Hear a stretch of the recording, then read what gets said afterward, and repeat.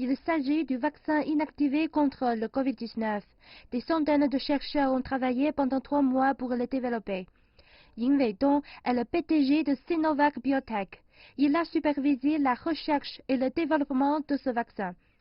Dans ce laboratoire, les chercheurs sont en train de vérifier la quantité d'anticorps produits dans le sang des animaux qui ont reçu le vaccin.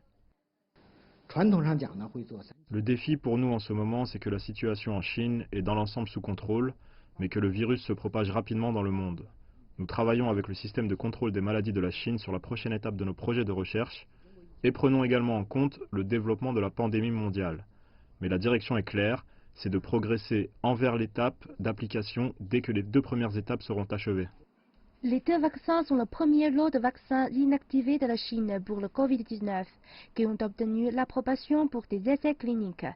Les vaccins inactivés utilisent des micro-organismes pathogènes pour gérer une réponse immunitaire. Ces vaccins présentent les avantages d'un processus de production mature et de normes de qualité contrôlables. Ils peuvent être utilisés pour la vaccination à grande échelle et leur sécurité et leur efficacité peuvent être jurées par des normes internationalement reconnues. Vous avez également participé à la recherche et au développement du vaccin contre le SRAS.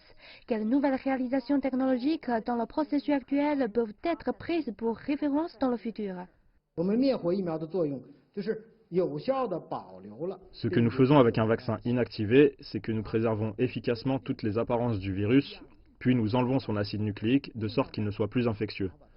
Une fois que le vaccin pénètre dans l'organisme, le système immunitaire le trouve et mobilise des anticorps pour détruire le virus. C'est ainsi que les vaccins inactivés sont conçus. En ce qui concerne le progrès scientifique, nous avons pu lire cette structure au moyen de microscopes électroniques de très haute puissance, et il y a aussi eu d'autres percées scientifiques telles que le contrôle de la structure et de la stabilité de la protéine.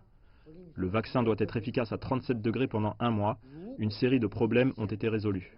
La Chine adopte 5 approches technologiques pour développer les vaccins contre le Covid-19, notamment les vaccins inactivés, les vaccins à protéines recombinantes, les vaccins à vecteurs adénoviraux, les vaccins à base d'acide nucléique et les vaccins utilisant des virus ribos atténués comme vecteurs.